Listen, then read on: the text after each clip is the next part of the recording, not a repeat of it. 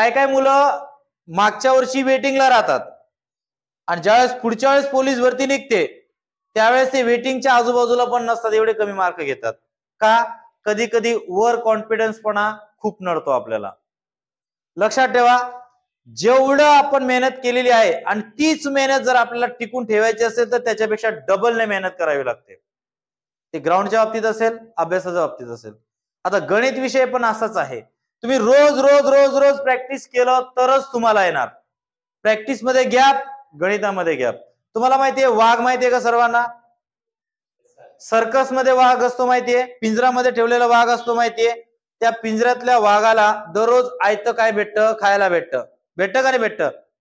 मांस आणून एक टाकतो व्यक्ती, तो रोज तो खातो आणि तो रोज आयतं भेटल्यामुळे तो माणसाशी घाबरत नाही आणि माणसांबरोबर तो खेळायला लागतो. खेळायला लागतो का नाही लागतो? लागतो ना खेळायला. आणि त्याच वाघाला काही कालावधी नंतर 1 वर्ष 2 वर्षानंतर जंगलात सोडून दिलं. काय केलं? जंगलात सोडून दिलं तर तो वाघ उपाशी मरेल. का मरेल? कारण त्याने शिकार करायचं सोडून दिलेलं आहे. शिकार करायचं सोडून दिलेलं आहे. आपल्याला वाटतं वाघ हे शिकार करेल, पण त्याची ती सवयच मोडली, त्याला आयतं खायची सवय पडली, तर तो कधी शिकार करू शकत नाही. तसंच आपल्या बाबतीत पण आहे. आता हुसेन बोल्ट पण तुम्हाला माहितीये, आपला रेकॉर्ड या वर्षी जेवढं केलं तेच पुढच्या वर्षी टिकवण्यासाठी वर्षभर काय करणार? तो मेहनत करणार. तेव्हा त्याचं रेकॉर्ड टिकेल काय नाही टिकेल याची सुद्धा गॅरंटी नसते. म्हणजे जेवढं तुम्ही आता आहेत तेच 6 महिन्यानंतर तुम्ही असणार असं नाही. जे आता आहे त्याच्यापेक्षाही बेटर बनण्यासाठी अजून तुम्हाला डबल मेहनत करावी लागेल. भरपूर असे पोरं असतात.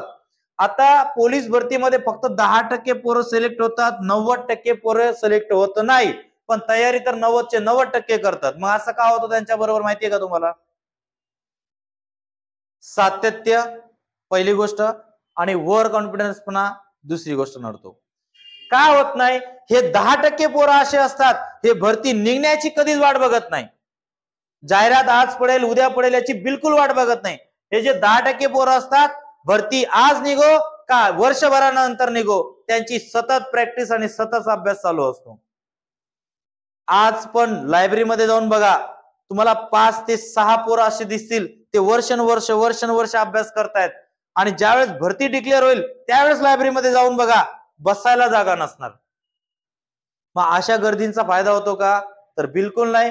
त्यामुळे एक गोष्ट कायमस्वरूपी लक्षात ठेवा, आपला जो ध्येय गाठायचा आहे त्या ध्येय गाठण्यासाठी तुम्हाला जोपर्यंत जाहिरात पडत नाही असं समजायचं की पुढच्या महिन्यात मला एक्झाम द्यायची आहे आणि त्याची तयारी मी आतापासूनच केली आहे आणि तशीच तयारी सतत चालू ठेवायचं. आता मॅडमांनी एक खूप चांगला प्रोग्राम राबवलेला आहे. दररोज तुम्हाला टास्क दिला जातोय, टॉपिक वाईज अभ्यास घेतला जातो आहे, त्याबरोबर दररोजचे तुम्हाला पाठांतरासाठी जीकेचे प्रश्न पण दिले जात आहेत. चांगला आहे. फक्त काय करा, ज्यांनी जेवढं तुम्हाला दिलेलं आहे, जेवढं सांगितलेलं आहे तेवढं फक्त फॉलो करा. आणि लक्षात ठेवा, तुम्ही हसा खेळा काही करा, पण आपल्यापासून आपला अभ्यास लांब जाता कामा नये. काही करा तुम्ही बाकी, पण आपल्यापासून अभ्यासाला लांब जाऊ देऊ नका. कारण स्पर्धा आहे, या स्पर्धेमध्ये काही होऊ शकतं. आणि तुमच्याकडे सगळ्यात महत्वाचा पॉइंट आहे तुमचा ग्राउंड. या ग्राउंड मध्ये तुम्हाला 45 पेक्षा जास्त मार्क पाहिजेच. कारण शेवटी पेपर कसा निघेल गॅरंटी नाही. निघाला एकदम सोपं निघेल ते सर्वांना सोपं जाईल, निघाला अवघड सर्वांनाच अवघड जाईल. पण ग्राउंडचे मार्क तुमच्या हातामध्ये आहे.